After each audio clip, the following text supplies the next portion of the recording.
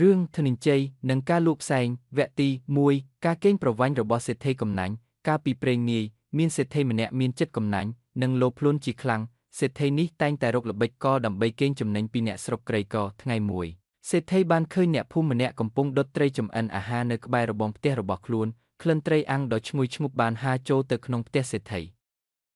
ជំនួសឲ្យការរីករាយនឹងក្លិននោះសេដ្ឋីបែរជាដើរទៅគំរាមអ្នកភូមិនោះថាណែអញដុតត្រីធ្វើឲ្យក្លិននិងផ្សែងហើរចូលផ្ទះអញធ្វើឲ្យអញបានស្រូបយកជាតិអាហាររបស់ឯងដូច្នេះអញត្រូវបង់ប្រាក់ថ្លៃក្លិននិងផ្សែងមកឲ្យអញជាដាច់ខាតអ្នកភូមិភ័យខ្លាចក៏យំសោកព្រោះគ្មានប្រាក់បង់ថ្លៃផ្សែងដែលអន្តែតតាមខ្យល់នោះឡើយវគ្គទី2ធនិញ្ជ័យចេញមុខដោះស្រាយដំណឹងនេះបានដឹងទៅដល់ធនិញ្ជ័យការចិត្តខឹងនឹងទង្វើអយុត្តិធម៌របស់សេដ្ឋីក៏ចូលទៅប្រាប់អ្នកភូមិនោះថាកុំភ័យចាំខ្ញុំជាអ្នកដោះស្រាយរឿងនេះឲ្យធនិញ្ជ័យក៏ដើរទៅជួបសេដ្ឋីរួចនិយាយថាលោកសេដ្ឋីចង់លក់ផ្សែងមែនទេ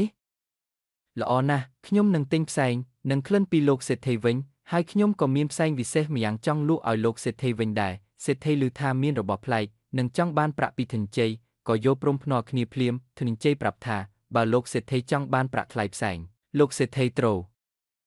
វគ្គទី3ល្បិចថ្លៃផ្សែងសង់ដោយសម្លេងប្រាក់ធនិញ្ជ័យបាននាំសេដ្ឋីទៅកណ្ដាលភូមិរួចយកកញ្ចប់ប្រាក់មួយថង់ធំមកបង្ហាញសេដ្ឋីភ្នែកក្រឡែតចង់បានប្រាក់នោះខ្លាំងណាស់ធនិញ្ជ័យនិយាយថាលោកសេដ្ឋីទារថ្លៃផ្សែងនិងក្លិនដែលមិនអាចចាប់កាន់បានដូច្នេះខ្ញុំនឹងសងលោកសេដ្ឋីវិញនៅរបស់ដែលមិនអាចចាប់កាន់បានដូចគ្នាធនិញ្ជ័យក៏ចាប់ផ្ដើមក្រឡុកថង់ប្រាក់ឲ្យលាន់សម្លេងក្រាំងរួចសួរថាលោកសេដ្ឋីឮសម្លេងប្រាក់ទេសេដ្ឋីតបអញឮច្បាស់ណាស់ធនិញ្ជ័យក៏ញឹមរួចនិយាយថាផ្សែងនិងក្លិនគឺជាអ្វីដែលលោក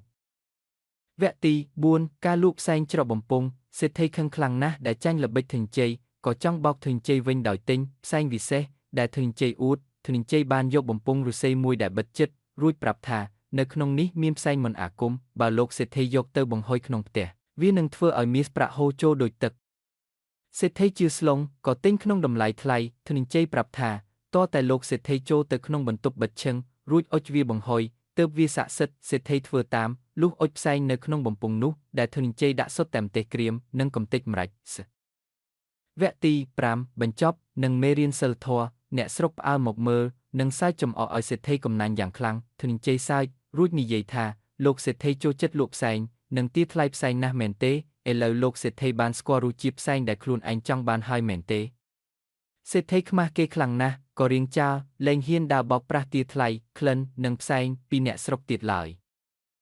មេរៀនអប់រំក្នុងរឿងនេះ1យុត្តិធម៌សង្គមការកេងប្រវ័ញ្ចលើអ្នកទុនខ្សោយនឹងត្រូវវិនាសទៅវិញនៅថ្ងៃណាមួយ2តបស្នងតាមទង្វើបើចង់បានរបស់ដែលគ្មានរូបរាងផ្សែងត្រូវទទួលមកវិញនៅអ្វីដែលគ្មានរូបរាងដូចគ្នាសំឡេង3ប្រាជ្ញាការពារខ្លួនធនិញ្ជ័យមិនបានប្រើអំពើហិង្សាទេតែប្រើប្រាជ្ញាដើម្បីផ្ដល់មេរៀនឲ្យមនុស្សអាក្រក់រៀងចាល